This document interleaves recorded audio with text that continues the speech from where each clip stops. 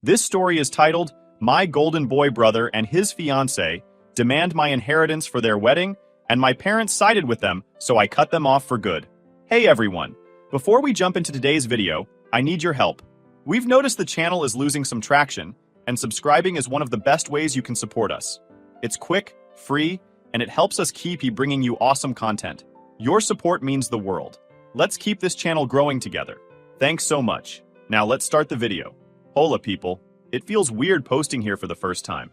Honestly, I never thought I'd be typing something like this out, but I don't even know what to do anymore. It's a family thing, and it's eating me up inside. I'm hoping you guys can give me a reality check. Okay, so I'm Mia. I'm 27, female, and I'm the oldest in my family. We're a middle-class bunch.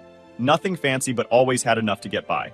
My parents, Anna and Robert, have run this cute little bakery for over 20 years. It's kind of a staple in our small town. Growing up, we weren't rich or anything, but we always had what we needed. My parents worked hard, and they taught me and my younger brother, the golden boy, Jake, he's 25 male, to do the same. Just for background's sake, growing up, it was no secret that Jake was the golden boy of the family. He could do no wrong in my parents' eyes, and they were always quick to defend him, no matter the situation. Whether it was getting a pass for slacking off in school or being showered with praise for the bare minimum, Jake was the center of their attention. Honestly, I didn't mind much. I wasn't the type to crave the spotlight. I preferred doing my own thing, staying out of the drama, and focusing on my own goals. If Jake needed to be the star, he could have it. It never really mattered to me, until now. Here's where the story really starts. 5 years ago, my granddad passed away. It was rough. He and I were close. When his will was read, I found out he'd left me a trust fund. It wasn't some multi-millionaire jackpot or anything, but it was a decent chunk of money. Enough that it could really change my life if I used it right. The thing is, there were strings attached. I can't access it until I turn 30. And even then, it's only for specific things like buying a house or going back to school. At first, I didn't even think about it much. I'm not really the kind of person to spend recklessly, so I figured I'd just let it sit there until I needed it. My plan was to either use it for a small apartment in the city or to start my own business. Something that's been a dream of mine for years. Anyway, fast forward to earlier this year. Jake got engaged to his girlfriend, Emma. She's 26, and she comes from a well-off family. I don't want to sound rude, but Emma's one of those people who just oozes charm. She's the life of the party, super polished, and everyone seems to love her. I liked her too, for a while. But then things started getting weird. It was a family dinner a couple of months ago. We were all sitting around the table, and out of nowhere, Emma brings up my trust fund. She said it in this bubbly, casual way, but it caught me off guard. She asked what I was planning to do with all that money when I could finally access it. I mumbled something about maybe buying an apartment or starting a business. Am I the only one who thinks that's a personal thing? I mean, what else was I supposed to say? Emma gave me this big smile and said, "Wow, that's so lucky. You know, Jake and I could really use some help with the wedding, or maybe even a down payment on a house." Jake chuckled awkwardly, like he wasn't sure if she was serious. I laughed too, thinking it was a joke. But then she just kept staring at me, like she was waiting for me to agree. It was so awkward. My parents jumped in and said something about how the money was mine, and it wasn't really up for discussion. That seemed to end it, for the night at least. After that dinner though, I couldn't shake the weird vibe. It felt like Emma had planted a seed, and I had no idea how much it was about to grow. Over the next few weeks, every time we had a family gathering, Emma would find a way to bring it up again. She was never super direct, but her comments got more pointed. Like she'd say things like, "It's so amazing you have that kind of opportunity, Mia. It's just so rare to see someone in a position to really help their family." At first, I'd just let it slide. I'd change the subject or laugh it away, but she wouldn't stop. It wasn't just Emma either. Jake, at first, didn't say anything about it, but then he started making comments too. They were subtle, but I could tell he was on her side. He'd say stuff like, "I mean, it's not like you're using the money right now." I get why Emma's bringing it up. I tried talking to my parents about it, hoping they'd step in and set some boundaries. But their reaction surprised me. Instead of shutting it down, my mom said something like, "You know, Emma just wants to feel like part of the family. She's not trying to be pushy." Who said she's pushy? I hadn't even used that word yet. But yeah, that's exactly what it felt like. At this point, I started feeling cornered. I didn't want to cause drama, but I also wasn't about to hand over money that wasn't even accessible yet. Plus, I had my own plans for it. Still, I figured if I stayed calm and stuck to my guns, this would blow over. Suddenly, Emma decided to bluntly tell me her thoughts. In case I didn't understand her thoughts, she pulled me aside at another family dinner. This time, she wasn't even trying to be subtle. She said, "Mia, I really think you should reconsider what you're doing with that money. Helping Jake and me would be such a meaningful way to show your support for the family. Don't you think it's kind of selfish to hold on to it when you're not even using it?" I was shocked by her boldness. I don't think anyone's ever called me selfish before, especially not to my face. I told her, as calmly as I could, that the money wasn't even available yet, and that I had my own plans for it when the time came. She just stared at me like I'd slapped her. Then she said, "I guess I misunderstood what kind of person you are." Jake called me the next day to apologize, but it didn't feel genuine. He said something about Emma being stressed with the wedding and how she didn't mean to come across so strong. But then he added, "She's not wrong though. You are in a position to help, and it wouldn't hurt to think about it." At this point, I was starting to feel like I was the crazy one. Was I being selfish? Was I blowing this out of proportion? I decided to talk to some close friends about it, and they assured me I wasn't in the wrong. But that didn't make it any easier to deal with. This whole thing was starting to weigh on me. It wasn't just the comments or the awkward conversations. It was the feeling that my family wasn't on my side. My parents, who I'd always thought would back me no matter what, seemed more interested in keeping the peace than standing up for me. I started to realize that this wasn't going away anytime soon. Emma wasn't the kind of person to take no for an answer, and Jake was clearly on board with whatever she wanted. My parents? They were stuck in the middle, trying to smooth things over without actually addressing the problem. I actually have no idea how far this would go, but one thing was clear. I'm not backing down. Am I overreacting? Tell me what you guys think. Update 1 point. Hola, amigos. I didn't think I'd be back so soon, but things have gotten worse. Like, a lot worse. I feel like I'm stuck in this ridiculous situation with no way out. Anyway, here's what's been happening since I last posted. So, after that awkward conversation with Emma where she called me selfish, I started to notice a change in how people acted around me. It wasn't anything super obvious at first, but there was definitely a shift. At family gatherings, Emma would give me these tight little smiles, and Jake started acting distant. My parents were still trying to play peacemakers, but even they seemed off. Then Emma started getting bolder. She began this habit of cornering me at family events, always with the same topic, my trust fund. One time, she pulled me aside while everyone else was watching TV and said, "Mia, I've been thinking, what if you just gave us a portion of the trust fund as a wedding gift? It wouldn't have to be the whole thing, just enough to help us with the down payment for a house." I guess that trust fund was keeping her awake at night. I couldn't believe what I was hearing. A wedding gift? Who asks for something like that? I told her no, again, and explained as politely as I could that the trust fund wasn't even accessible yet, and even if it were, I had my own plans for it. She gave me this look like I'd just told her I hated puppies. "You know," she said, "I thought you cared about your family. Jake and I are starting our life together, and this could make such a big difference for us. It's not like you need the money right now." I was floored. The entitlement was unreal. I walked away without saying anything else, but the whole interaction left me feeling so drained. But it didn't stop there. Over the next few weeks, Emma started getting more creative. She began framing the whole thing as a way to bring the family closer together. At one point, she even suggested that my giving them the money would be an investment in the family's future. I couldn't help but laugh at how ridiculous that sounded. An investment?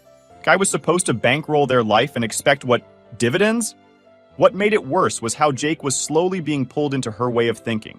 He wasn't outright demanding the money, not yet anyway, but he started saying stuff like, "Mia, you're in such a good position. You could really make a difference here." It felt like he was testing the waters, seeing how much he could push before I lost my shit. I tried bringing it up with my parents again, hoping they'd step in. But when I told them what Emma had been saying, their response shocked me. "Well," my mom said, "Emma just wants to feel like part of the family. And you know, Jake has always had it a little harder than you financially." I couldn't believe what I was hearing. Harder than me? We grew up in the same house, with the same parents, and went to the same schools. The only difference was that I'd worked hard to save money and plan for my future, while Jake didn't. My dad chimed in with, "I'm not saying you should do it, Mia, but maybe just think about it. Sometimes keeping the peace is more important than being right." Keeping the peace? Was that seriously their priority here? I started to realize that this wasn't just about Emma anymore. My parents were enabling her behavior, whether they realized it or not. The final blow came a few weeks later when Emma and Jake invited me out for lunch. I figured it was just a casual sibling catch-up, but as soon as I sat down, I knew I'd walked into a trap. After some small talk about their wedding plans, Emma leaned in and said, "Mia, we've been thinking. What if you gave us half of the trust fund? That way, you'd still have plenty left for your own plans, and we could start our life together without all this stress." Half. She actually said half. I told her as calmly as I could that the trust fund wasn't even mine to access yet, and that even if it were, I had no intention of giving away any of it. That's when Emma's tone shifted. She started talking about how I was hoarding money that could be used to help the whole family, and how it wasn't fair for me to keep it all to myself. Jake jumped in saying, "I see your point, Mia, but Emma's not wrong. This could really change things for us. You're in such a good position to help." It felt like they were ganging up on me, and I left the lunch feeling completely drained. A few days later, my parents called me over for what they called a family meeting. I walked in to find Jake and Emma already there, looking smug. My parents started talking about how they just wanted to resolve the tension and keep the family together. Then my dad said, "Mia, maybe it's time to consider giving them a portion of the trust. It doesn't have to be half, but something to show your support." I couldn't believe what I was hearing. My own parents were pressuring me to give up my inheritance just to keep Emma happy. I told them no, firmly this time, and walked out. Since then, things have only gotten worse. Emma's been talking to extended family, telling them her version of the story. Now I'm getting calls and texts from aunts, uncles, and even cousins I haven't spoken to in years, all telling me I'm being selfish and that I should do the right thing. I feel like I'm losing my mind here. Is this really happening? How did my entire family get sucked into this? I don't know what to do anymore. I've tried setting boundaries, but no one seems to respect them. I'm starting to think I need to take some kind of legal action, but the idea of going that far against my own family makes me feel sick. Anyway, that's where I'm at right now. I just needed to get this off my chest. Thanks for reading, and if anyone has advice, I'm all ears. Update 2: Hey Reddit, back again. I'm not sure how many updates this will take, but I'm barely holding it together. What's worse is I've realized this isn't just Emma anymore. My entire family seems to be falling apart over this trust fund drama. So after that disastrous lunch with Jake and Emma, where they asked for half of the trust fund, I thought maybe things would calm down. I'd made it as clear as possible that the money wasn't even accessible yet, and that I wasn't giving them any of it. I was frustrated, but I figured I could just wait for the dust to settle. Then my parents called. My dad asked if I could come over because they wanted to have a chat. He said it in that calm, almost too friendly tone that instantly set off my internal alarm. I asked if this was about Jake and Emma, and my mom said, "Not exactly, but it's important." Against my better judgment, I agreed. When I walked into their house, the first thing I saw was Jake and Emma sitting on the couch. They looked like they were ready for a business meeting, both sitting up straight with fake smiles plastered on their faces. My mom gestured for me to sit, and I realized this wasn't just a casual talk. This was some sort of intervention. It started off light. My dad asked how I was doing, how work was going, all the usual small talk. But it didn't take long for the real reason I was there to come out. My mom started by saying, "Mia, we've all been feeling a lot of tension lately, and we just want to find a way to resolve it." I knew where this was going. I looked over at Jake and Emma gave me one of her signature tight-lipped smiles. My dad chimed in. "We think it would be best if we could come to some sort of compromise." "Compromise?" I asked, already annoyed. "What exactly are you suggesting?" Jake leaned forward, looking as uncomfortable as I've ever seen him. "Look, Mia, we know you've got your own plans for the trust fund, and we respect that. But Emma and I are in a really tough spot right now. We're trying to plan our wedding and figure out our future. And honestly, even a little bit of help from you would make such a big difference." Emma nodded along, jumping in before I could respond. "Exactly. It doesn't have to be half. Just something to show that you support us. It's not just about the money, it's about family." That word, family, was starting to feel like a weapon they were using against me. I took a deep breath and tried to keep my voice steady. I've said this a million times, and I'll say it again. The trust fund isn't even available yet. And even if it were, I have my own plans for it. I'm not giving it away. My dad shifted in his seat, clearly uncomfortable. "Mia, we're not saying you have to give them half or anything drastic, but maybe consider helping them out with a small portion. It could go a long way in easing the tension in the family." I stared at him, shocked.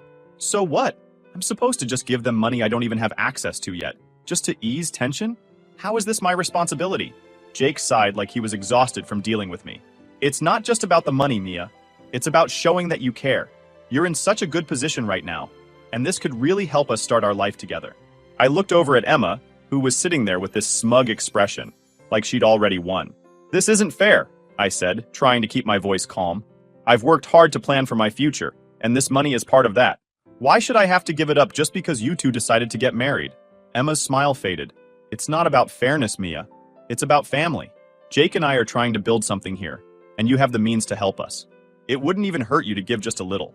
My mom jumped in, her voice soft but no less frustrating. Mia, I think what Emma is trying to say is that this could be a way to bring the family closer together. Sometimes it's better to compromise than to hold on so tightly to something. I couldn't believe what I was hearing. My own parents, who had always been so supportive of me, were now siding with Emma. I'm not holding on to it tightly. My frustration finally breaks through. I'm following the rules of the trust fund, and I have my own goals for it. Why is that so hard for everyone to understand? There was a long silence. Then Emma spoke again, her voice icy. You know, Mia, I think the real issue here is that you're not willing to put the family first. Jake and I have always supported you, and now that we need help, you're shutting us out. It's really disappointing. I stood up, unable to take it anymore. I'm not shutting anyone out. I'm just not giving you what you want. And that doesn't make me selfish or a bad sister. It's my money, my decision, and I'm done having this conversation. My dad tried to stop me as I headed for the door. Mia, wait, don't leave like this. We just want to find a solution that works for everyone. I turned back to look at them. You mean a solution that works for Jake and Emma? Because that's all this meeting was about. If you can't see how unfair this is, then I don't know what else to say. And with that, I left. Since then, I've barely spoken to my parents. Jake and Emma have completely stopped talking to me, which honestly feels like a relief at this point. But the worst part is how isolated I feel. I always thought my family would have my back no matter what. Now, it feels like they've all turned against me. And for what? I'm not sure what my next step is. Part of me wants to just cut them all off, but another part of me is holding on to the hope that things can somehow go back to normal. For now, I'm trying to focus on myself and block out all the noise. But it's hard when the people who are supposed to love you the most are the ones causing all the pain. Thanks for letting me vent, Reddit.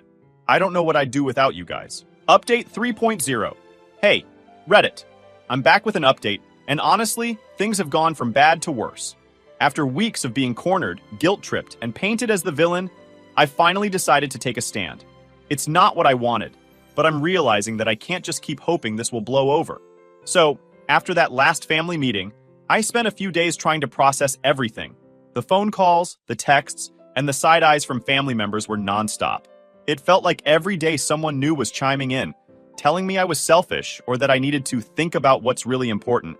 No one seemed to care that this trust fund wasn't even accessible yet, or that it had clear restrictions. All they saw was a pot of money, and they wanted me to hand it over. The breaking point came when I got a call from my cousin Laura. She's one of the few family members who's been supportive through all this. She told me that Emma had been going around at family gatherings, spreading rumors about me. Apparently, Emma was saying things like, Mia doesn't care about family, and it's so sad to see someone prioritize money over their own brother. Hearing this made my blood boil. I knew Emma was manipulative, but going behind my back and trying to turn the entire family against me, that was a new low. To make matters worse, Laura also told me that Emma had been asking other relatives for details about my financial situation. She'd been poking around, trying to find out how much money I actually had and whether there was any way she could access it. That was it for me. I decided it was time to consult a lawyer. I needed to know exactly what my rights were and how to protect myself. So I booked an appointment with a local attorney who specializes in estate law. When I explained the situation to her, she was shocked. She told me that what Emma was doing, pressuring me, spreading rumors, and digging into my finances, could be considered harassment. She assured me that the trust fund was ironclad and that no one but me would have access to it when the time came. Hearing that was a relief, but it didn't solve the immediate problem. My lawyer advised me to start documenting everything: texts, emails, conversations, anything that could show a pattern of harassment or manipulation. She also suggested that I issue a cease and desist letter if things didn't calm down soon. I spent the next few days going through my phone and saving every message I could find. The texts from Emma, the guilt-tripping calls from Jake, even the passive-aggressive comments from my mom, all of it went into a folder. It felt weird, like I was building a case against my own family. But at this point, I didn't know what else to do. Meanwhile, Emma wasn't slowing down. She started posting vague updates on social media about selfish relatives and family drama. She didn't mention me by name, but it was obvious who she was talking about. Some of the comments were downright nasty, and I started getting messages from people I hadn't talked to in years, asking what was going on. It wasn't just online either. Emma started bringing her campaign into the real world. One of my coworkers pulled me aside at work one day and said, "Hey, just so you know, someone's been asking questions about you. They called HR pretending to be a family member and wanted to know your salary and financial situation." I was horrified. I had no proof it was Emma, but who else could it be? The timing and context were just too coincidental. That night, I called my lawyer again. I told her everything about the social media posts, the phone calls, and the attempt to snoop into my finances. She told me it was time to send a cease and desist letter. The letter was firm but professional. It outlined all the ways Emma's behavior was inappropriate and warned her to stop immediately. It also made it clear that any further harassment could result in legal action. I felt a little sick sending it, to be honest. I didn't want to escalate things, but Emma wasn't giving me a choice. Within days, Jake called me, furious. He said, "What the hell, Mia? You sent a legal letter to my fiancé? Do you know how embarrassing this is for us?" I tried to stay calm. "Jake, I had no choice. Emma has been harassing me for weeks, and I can't take it anymore. She's crossed so many lines." Jake didn't see it that way. He accused me of taking things too far and said I was overreacting. "She's just trying to make you see her side, Mia. This is about family, not money." I told him, if it's really about family, then why is Emma going behind my back, spreading lies, and trying to dig into my finances? That's not what family does. The call ended with Jake saying he needed time to cool off. Since then, things have been quieter, but the tension is still there. Emma stopped posting on social media, and I haven't heard from her directly. But my parents? They're furious with me for involving a lawyer. My mom said, "You didn't need to make this a legal matter, Mia. You could have just talked to us." I reminded her that I did talk to them multiple times, and they did nothing. But of course, that didn't change her mind. Right now, I'm focusing on protecting myself. I've got everything documented, and my lawyer is on standby in case Emma tries anything else. It's not the resolution I wanted, but at least I feel like I have some control again. I just wish my family could see how much this is hurting me. Thanks for reading, Reddit. I'll keep you updated if anything else happens. Update 4. Como estas, guys? I'm back with another update just like I promised you. Things unfolded in the least way I expected. Funny how sometimes life exposes people without you even trying. So, here goes. The cease and desist letter did what it was supposed to do. At first, Emma went quiet, and the vague, passive-aggressive posts on social media stopped. For a few days, it felt like things might actually calm down. But of course, it wasn't that simple. My parents and Jake made sure the tension didn't go away. It started with my mom calling me again, her voice sharp and exasperated. "Mia, do you have any idea how much damage that letter caused? Emma's humiliated, and now the whole family thinks we're falling apart." "Mom," I said, already exhausted, "Emma has been harassing me for weeks. She tried to turn everyone against me, dug into my financial situation, and wouldn't take no for an answer. What else was I supposed to do?" Her response? "You could have handled it better. Sending legal letters to family? That's not how we solve problems." I hung up, realizing for the 100th time that my parents weren't going to see my side. No matter what Emma did, they seemed determined to blame me for escalating things. A few days later, everything blew up in a way none of us could have expected. Jake accidentally sent a group text meant only for Emma to a family chat that included me, our parents, and a couple of cousins. The messages? They exposed everything. In the first text, he wrote to Emma, "I found the messages you sent to your friends about Mia and the trust fund. Are you serious? You've been bragging about securing the bag this whole time?" Then came the screenshots he'd attached. Messages Emma had sent to someone else, gloating about how she was banking on my parents to wear me down. One of the messages read, "Don't worry.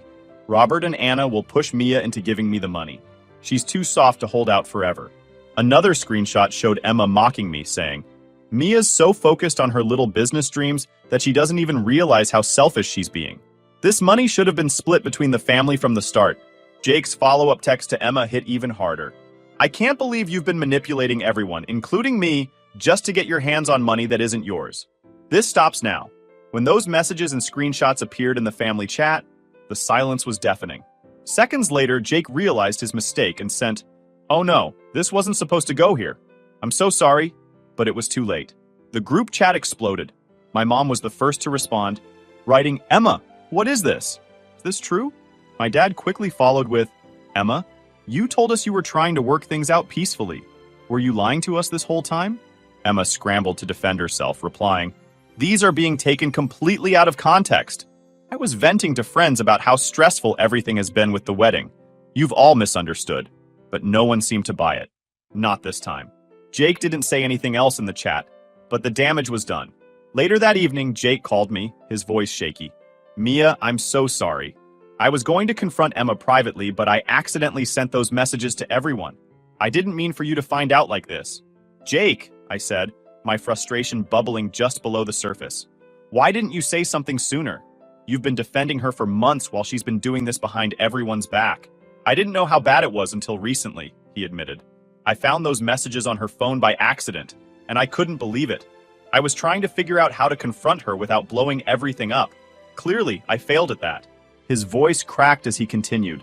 "I let her manipulate me, Mia. I thought she was just pushing for what was best for us. But now I see how far she's taken it.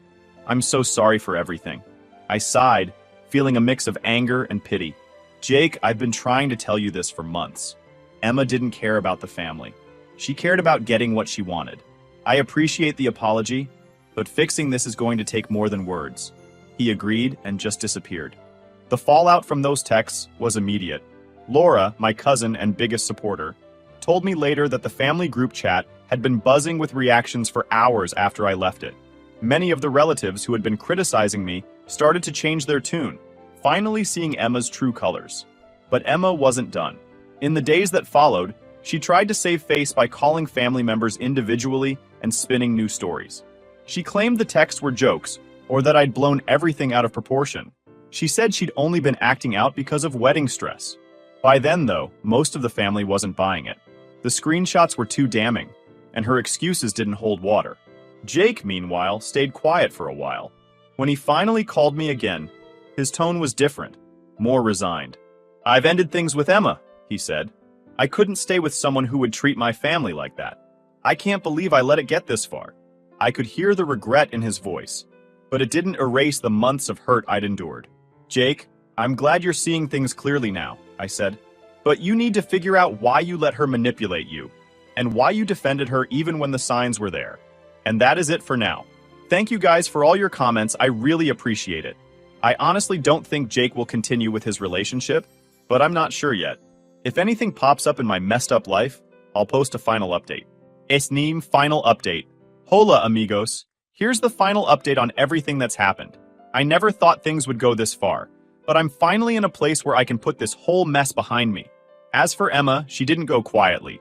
Laura told me she'd overheard Emma complaining at a previous family event, saying, "This whole thing is Mia's fault. If she'd just done the right thing, none of this would have happened." I heard through the grapevine that Emma and Jake's wedding plans were falling apart. The high-end venue she'd booked? Canceled. The dream dress? Returned. She couldn't afford any of it because she'd been counting on me to fund her vision. And now that her plan had backfired, everything was unraveling. Eventually, Emma disappeared from social media entirely. She stopped showing up at family events and went quiet. It was a relief to have her out of my life, but it didn't erase the damage she'd done. My parents, shaken by everything, started reaching out to me more often. My dad admitted they'd mishandled the situation, and my mom, Emma's biggest defender through it all, finally apologized. "I'm sorry, Mia," she said. "I should have believed you sooner. It wasn't perfect, and it didn't fix everything overnight, but it was a start. Recently, I decided to reclaim my life. I cut off all contact with Emma and set firm boundaries with Jake and my parents. Jake, now separated from Emma, apologized sincerely and began therapy to work through his own issues. My parents also expressed regret, finally admitting they'd let the situation get out of hand. Rebuilding trust will take time, but we're moving in the right direction. This whole ordeal taught me the importance of setting boundaries, standing up for myself, and prioritizing my own happiness. For the first time in a long time, I feel at peace. My relationships are healing, my life is moving forward, and I'm ready to leave all of this behind. Thank you for sticking with me through this journey, Reddit. It's been a wild ride, but I'm finally free to focus on the future I've built for myself. Adios.